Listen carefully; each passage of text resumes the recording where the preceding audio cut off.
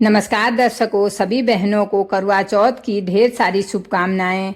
मैं आज करवा चौथ व्रत कथा सुना रही हूँ। एक साहूकार के 7 लड़के और एक लड़की थी। सेठानी सहित 7 बहुओं और बेटी ने करवा चौथ का व्रत रखा। साहूकार के लड़के अपनी बहन से बहुत प्यार करते। साहूकार के लड़के जब भोजन के लिए गए तो उन्होंने अपनी बहन से भोजन के लिए कहा। उनकी बहन ने जवाब दिया, भाई अभी चांद नहीं निकला, चांद निकलने पर अर्घ देकर भोजन करूंगी। बहन की यह बात सुनकर भाइयों ने नगर से बाहर जाकर एक पहाड़ी पर आग जला दी और छलनी को दिखाकर बहन से बोला, चांद आ गया, चांद को अर्घ देकर भोजन कर लो। साहूकार की बेटी ने अपनी भाभीियों से कहा, चांद निकल आया। तो भाभीियों ने कहा, बाईसा यह आपका चांद है, हमारा चांद अभी नहीं निकला। वह भूख से व्याकुल थी। उसने चांद को अर्घ दिया और खाने बैठी। पहला घास खाने लगी तो छींक आ गई, दूसरा घास खाने लगी तो बाल आया, तीसरा घास जैसे ही खाने वाली थी तो ससुराल से बुलावा आ गया, पति बीमार है, जिस हाल में हो तुरंत ससुराल पहुंचो। उसे विदा करने के लिए माँ ने जब बक्से से कपड़े निकाले तो पहले बक्से में सफ़ेद कपड़े निकले और दूसरा बक्सा खोला तो उसमें काले कपड़े निकले। बेटी बोली, माँ तुम रहने दो, मैं चली जाती हूँ। माँ घबरा कर बोली, बेटी ये सोने का सिक्का ले जाओ, जो रास्ते में छोटे बड़े मिलेंगे सबके पांव छूना, जो भी सदा सुहागन होने का आशीर्वाद दे तो वहीं अपने पल्ले में गांठ लगा लेना। वह अपने ससुराल के लिए चली गई। रास्ते में जो भी छोटे बड़े मिले सबके पांव छुए। सब ने खुश रहो, ससुराल में सुखी रहो कहा, किसी ने भी सदा सुहागन का आशीर्वाद नहीं दिया। वह ससुराल पहुंची तो आंगन में छोटी ननद खेल रही थी।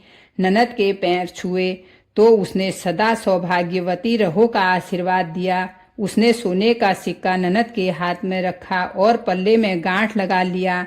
जैसे ही अंदर गई तो उसका पति मरा हुआ जमीन पर लेटा है। उसे अंतिम संस्कार के लिए ले जाने की तैयारी चल रही है। वह बहुत रोई, चिल्लाई, मैं इनके साथ चलूंगी। सब बोले, ले चलो। जब जलाने की तैयारी हो रही थी तो बोली, इन्हें जलाने नहीं दूंगी।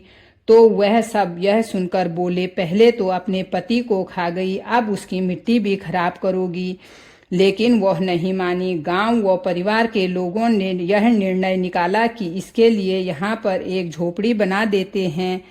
वह वहाँ झोपड़ी में रहने लगी और अपने पति के साथ रहती थी। रोज सुबह अपने पति को साफ करती और पति का सिर अपनी गोद में रख कर बैठ जाती। उसकी छोटी ननद दिन में 2 बार खाना लेकर आती। वह हर महीने चौथ माता का व्रत करती, चांद को अर्घ देती, जोत जलाती और चौथ माता कहती, ले करवा ले, भाइयों की प्यारी बहन करवा ले, घनी भुखारी करवा ले। माता से अपने पति के प्राण मांगती, कहती, मुझे मेरे पति के प्राण वापस दे दो। माता कहती, हमसे बड़ी माता आएगी, उससे अपने पति के प्राण मांगना। ऐसा कहकर सभी चौथ माता चली जाती। अब असवन मास की चौथ माता आती। बोली, मुझसे बड़ी माता कार्तिक माह में चौथ माता आएगी, वह तुमसे नाराज है, वही तुझे सुहाग का वरदान देगी। जब करवा चौथ आने वाली थी तो उसने अपनी ननद से पूरा श्रृंगार और सुहाग का सामान करवा सहित मंगाया। सास बोली, पागल हो गई है, वो जो भी मांगती है दे दो। साहूकार की बेटी ने करवा चौथ का व्रत रखा, चौथ माता की जोत जलाई, चांद को अर्घ दिया। जब चौथ माता प्रकट हुई तो माता बोली, करवा ले लो, 7 भाइयों की प्यारी बहन करवा ले, दिन में चांद उगाने वाली करवा ले। तब उसने माता के पैर पकड़ लिए और बोली, माता मेरा सुहाग वापस करो। माता बोली, तू तो भूखी है, तुझे सुहाग से क्या काम। तब वह बोली, आपके पैर तब तक नहीं छोड़ूंगी जब तक मुझे सुहाग वापस नहीं करोगी। तब माता ने उससे पूरा सुहाग का सामान मांगा। वह एक एक करके 16 सुहाग दे देती। चौथ माता अपने आँखों से काजल, मांग से सिंदूर, नाखून से मेहंदी, छिटकी अंगुली से छींटा देती। उसका पति जीवित हो जाता।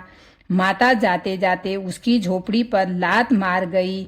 उसकी झोपड़ी महल बन गई। छोटी ननद दूसरे दिन सुबह आती तो भाभी की झोपड़ी की जगह महल खड़ा।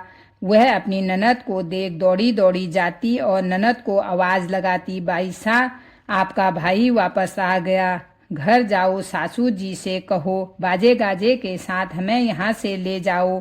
सासू माँ बाजे गाजे के साथ वहाँ जाती, अपने बेटे को जीवित देखकर खुश हो जाती और बहू के पैर पकड़ लेती और साहूकार की बेटी अपने पति और पूरे परिवार के साथ अपने घर में अच्छे और सुखी से जीवन यापन करने लगी। चौथ माता ने उसे सुहाग का वरदान दे दिया। बोल चौथ माता की जय।